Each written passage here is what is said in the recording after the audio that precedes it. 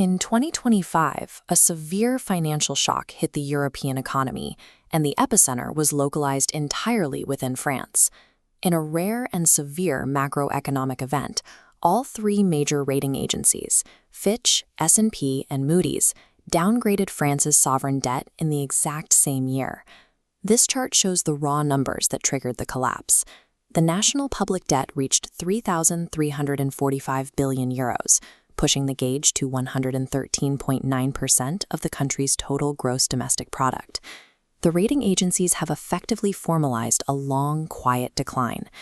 To understand why a major global economy is buckling under this specific weight, we have to look past the financial markets and investigate the physical reality of its industrial engine.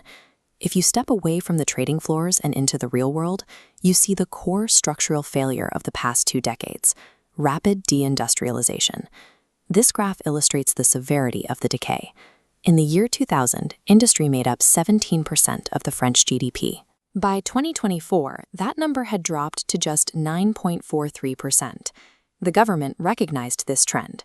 Their highly publicized response is the France 2030 plan, a strategy backed by 54 billion euros designed to reverse the industrial flight. Let's break down the math. Spread over 5 years, the commitment provides 10.8 billion euros annually. But compare that to the requirement. Estimates show France needs 130 billion euros per year to stay afloat. The plan is completely eclipsed. This crushing arithmetic means the country lacks the capital to invest its way out of its industrial hole, leaving its remaining economic sectors exposed. That internal financial weakness creates a secondary problem.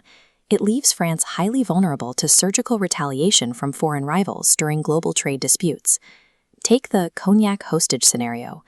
Cognac is an iconic heritage export that generates 4 billion euros annually, and a full quarter of that volume is shipped directly to China. The crisis triggered when the European Union levied heavy tariffs against Chinese electric vehicles, forcing Beijing to retaliate. Instead of targeting high-tech hardware or steel, Beijing's response was surgical.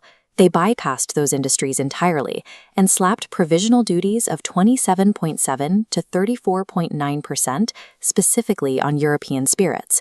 This target was chosen deliberately. Agricultural and luxury exports are deeply tied to rural constituencies. Hitting them maximizes domestic political pain in France, prompting elected officials to immediately pressure the government. Because the nation has lost its broader industrial leverage, its most iconic historical exports have become the defenseless casualties of modern geopolitical standoffs.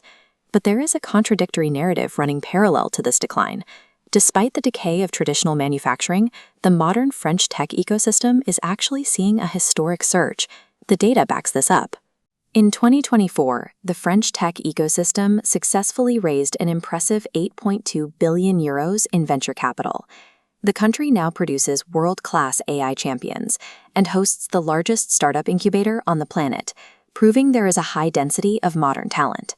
Yet, a localized surge in software and artificial intelligence cannot single-handedly float an entire national economy burdened by physical deindustrialization and mounting debt.